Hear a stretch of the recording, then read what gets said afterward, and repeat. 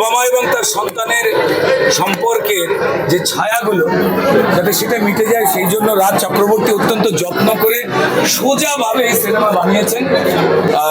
অন্য কোনো ছবির সঙ্গে এই সিনেমার প্রতিযোগিতা নেই আমার নিজের বিশ্বাস।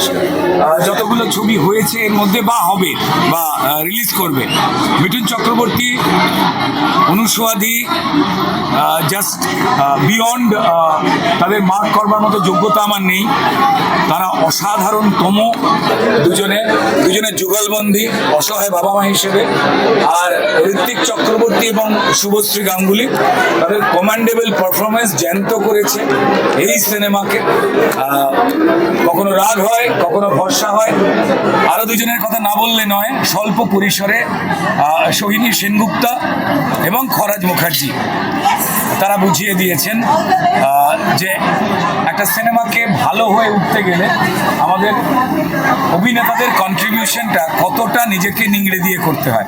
তো গ্রাম এবং শহরের সমস্ত দর্শককে বলবো, পরিবারের গল্পে আপনার বাড়ির গল্প, আমার বাড়ির গল্প, যে গল্পগুলো আমরা লুকোতে চাই বা বলতে লজ্জা পাই, ভুলটা ঠিক করে নেওয়াই যায়।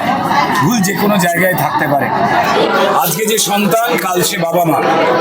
আজকে বাবা মায়ের যে যন্ত্রণা, হয়তো আগামীকাল সেই সন্তান যখন বাবা মা হবে তাকে যাতে সেই যন্ত্রণা না পেতে হয়, তার জন্য আমাদের সতর্ক হওয়া উচিত।